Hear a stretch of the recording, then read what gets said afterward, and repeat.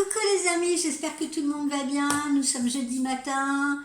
Je souhaite que vous ayez passé un bon 1er mai et peut-être vous a-t-il été offert le petit brin de muguet traditionnel porte-bonheur.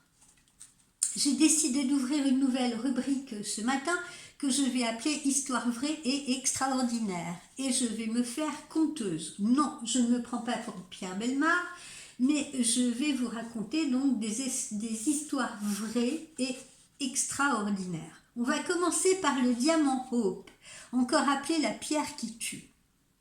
Le diamant Hope, c'est une pierre splendide de 45 carats qui serait pourtant maudite.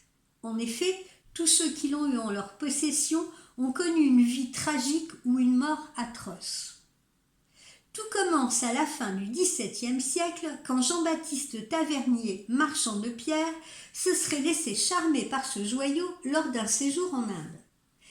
Il l'aurait retiré de l'œil droit de la divinité Shiva. Bien mal lui en a pris, parce que il a décidé d'entrer dans les bonnes grâces de Louis XIV en le lui offrant. Le roi l'anoblit et rebaptise la pierre Bleu de France. Seulement, quelques années plus tard, Jean-Baptiste Tavernier, par le même roi, se voit privé de ses biens et doit s'exiler en Russie avant de se faire dévorer par des chiens enragés. La princesse de Lamballe, ensuite, récupère ce diamant. Elle est la favorite et la confidente de Marie-Antoinette et elle sera sauvagement assassinée dans les rues de Paris. Louis XVI et Marie-Antoinette héritent de ce diamant. Vous connaissez leur fin, ils seront guillotinés tous les deux pour haute trahison. La pierre fut volée quelques jours plus tard pendant la Révolution. Elle ne réapparaîtra que 25 ans après en Angleterre.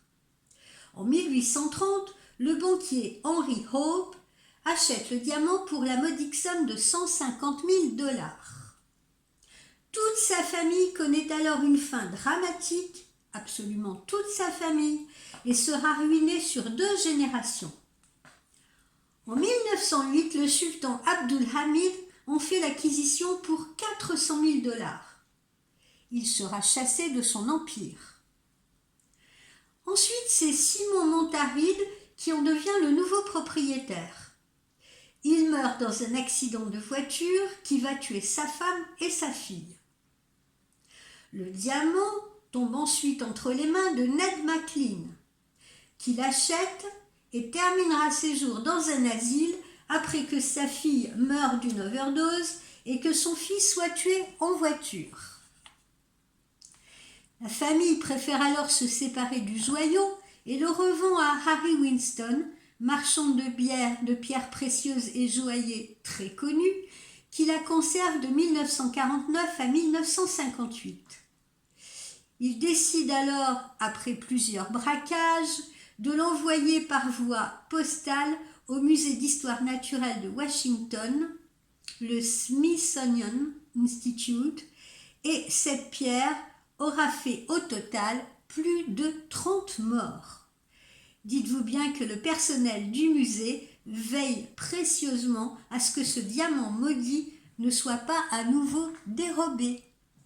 Voilà pour cette première histoire, j'espère qu'elle vous aura plu.